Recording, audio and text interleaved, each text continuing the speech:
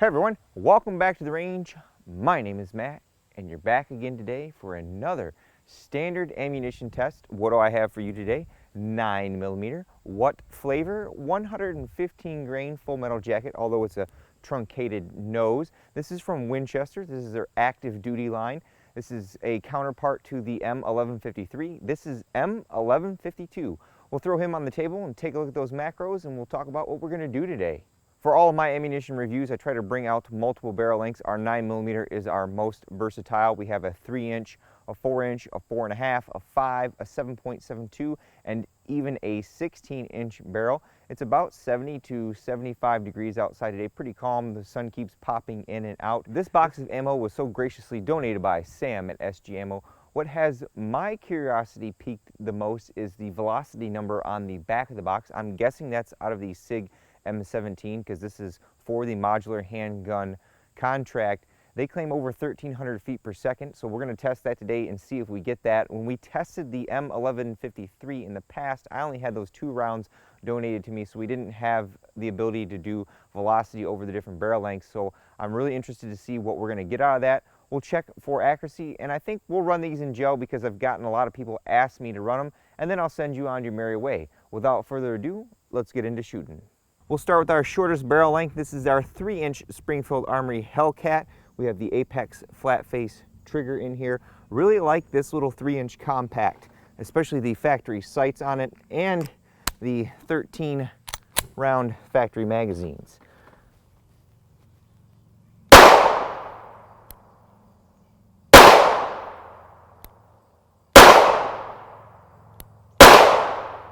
Pretty snappy in this little gun.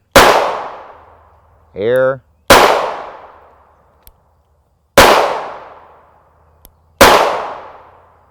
Why are we getting these airs?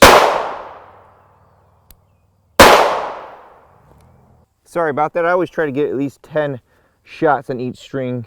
Why are we getting airs today?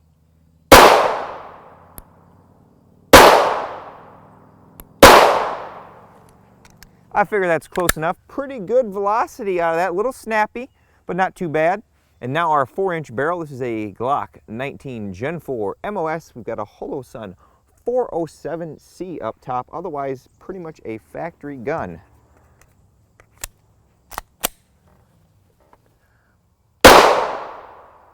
Apparently I'm getting lots of airs today. Maybe I'm shooting too high. Let's go a little lower.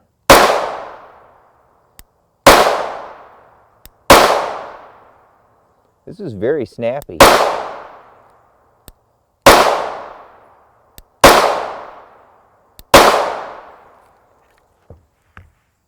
Getting a good velocity jump in that 1-inch barrel. Just make sure we get 10 here. There we go. Next up, we have our A.R.A.N.G.E Delta Gen 2 long slide. This has a 4.5-inch barrel, so this is going to be as close as we can come to our SIG M17. We have a 5-inch barrel next, so we take kind of the average. It has a 4.7-inch barrel. We have a Holosun 507C up top on here. Almost done with the review on this pistol. I really like this gun. See if we can get all 10 in here in the first go round.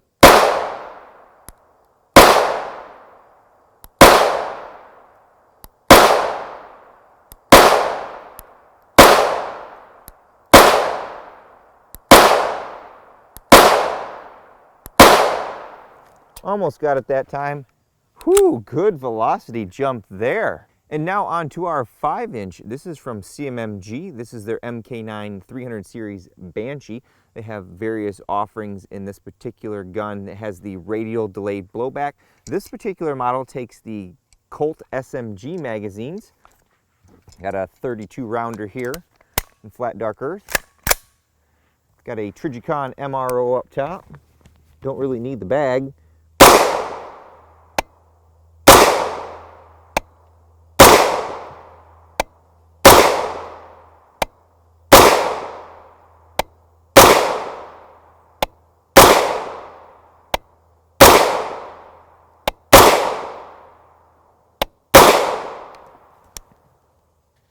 holy smokes, we're getting some insane velocities off this.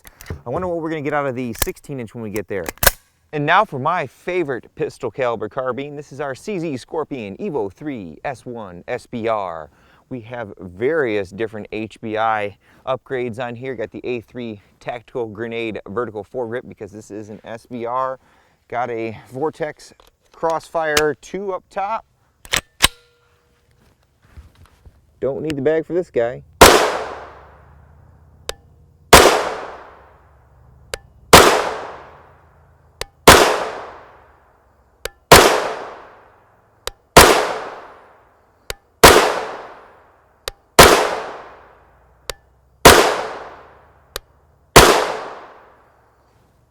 Holy cow, I haven't seen velocities this hot in a while. That 16-inch really has got me going.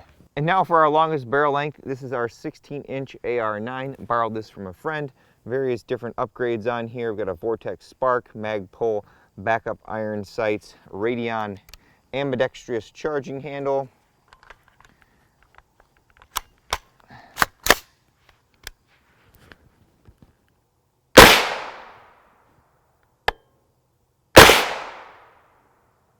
Wow. Pretty hefty recoil on these though.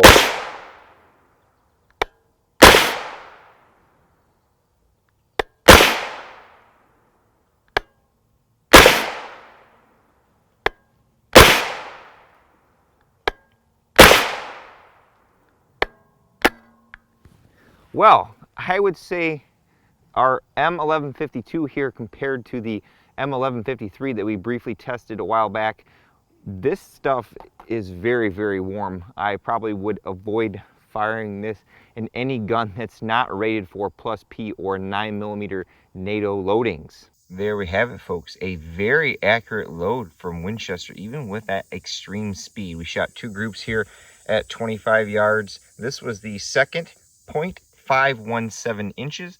The first was 0.845 inches.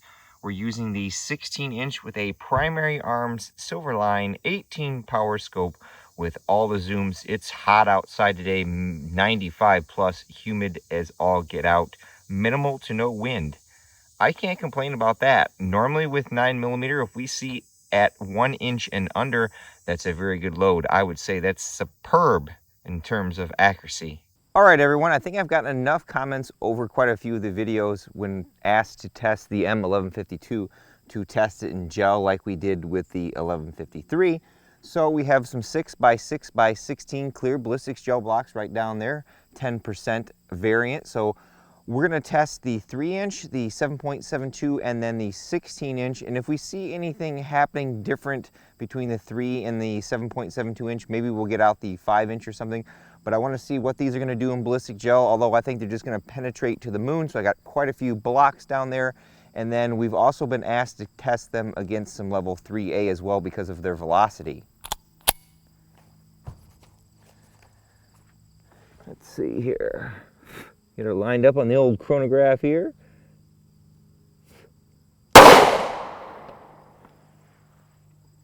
I see a lot of smoke down there.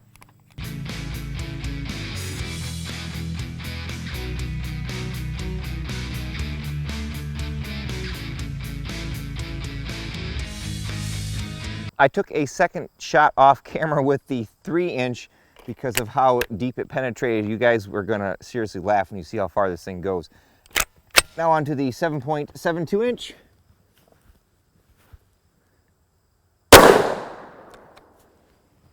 Really good velocity off of that guy.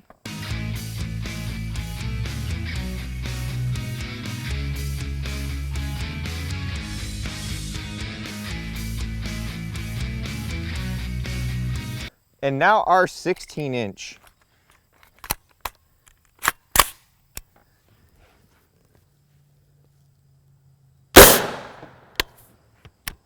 Ooh, almost 1,600 feet per second.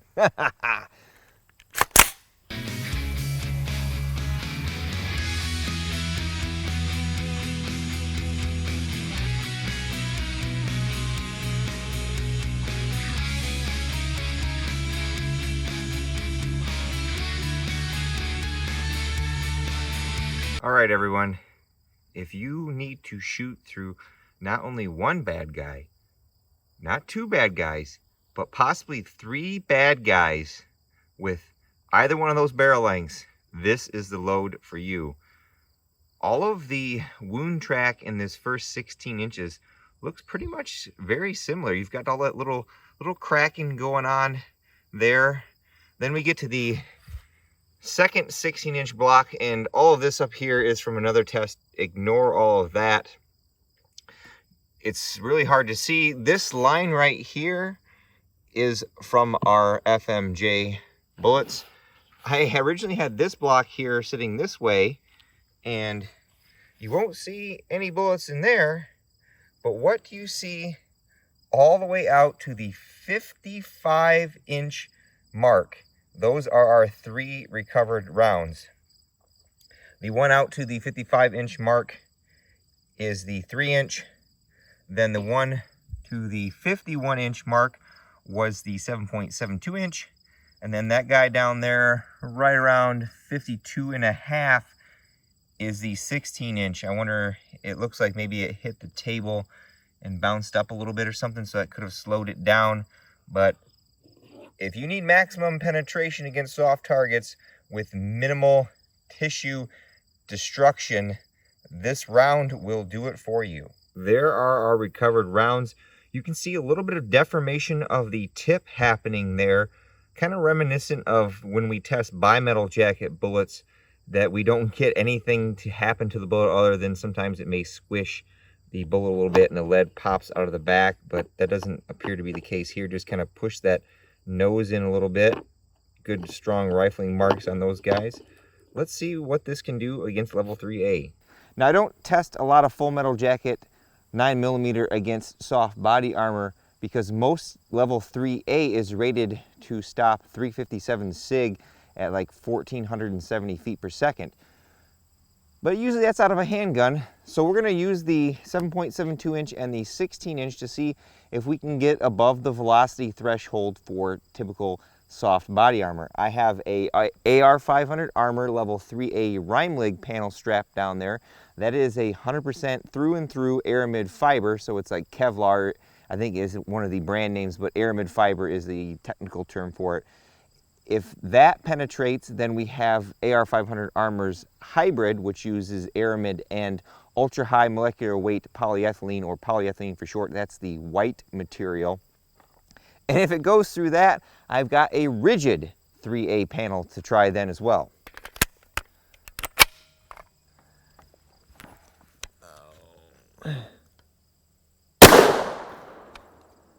Based on the jump of that panel, I don't think it went through.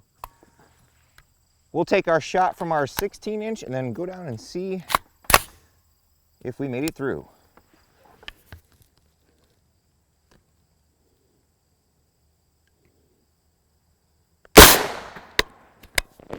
Good velocity off that.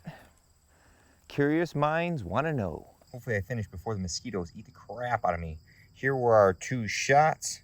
Good fair hits on this plate. And if you've watched any of my videos before, if you know that the panel's jumping off the test rig, you usually know that there's no pass through. Now there is quite a bit of a dimple there, and that could be because of how the panel was attached to that test rig. I need to find a better way to support these up against our gel blocks, but no pass through. Now you can feel that bullet in there, but there's still quite a few layers that it hasn't gone through. I'll have to try to pull those out of there and see what they look like. But it looks like that test is a bust as far as that bullet having enough speed to penetrate even a budget level 3A panel. Here are our two recovered rounds from our 3A. They made it maybe halfway through the aramid fibers, but just didn't have the bullet construction to keep on going, so they flatten out, and that's what you get. That's all she wrote, folks. Well, everyone, it's about time to close the file on this active duty M1152 from Winchester. This has been the fastest 115 grain 9mm that I've personally chronographed to date. very smoking velocities. And on the flip side, very good accuracy. Again, you know, your mileage may vary, but I'm using the 16-inch with a good scope on it. But that was very superb accuracy considering how fast it was going. As far as our gel results go, in any personal protection defensive situation, you're looking for probably a max of 18 inches of penetration. You know, you probably allowed a little leeway, so the penetration depths that we got were absolutely insane. So if you had to shoot through 3 perpetrators, that round would do it. As far as our armor testing, still just don't have that velocity and a little bit of bullet construction to make it through 3A. As I close out all my videos, I take a moment at the end to thank all those who help make these possible. Number 1 is my Patreon supporters. Number 2 is Sam at SG Ammo, who had some of that available for us to get our dirty little paws on. And of course, number 3 is you all for watching. Until next time, I'll catch you at the range.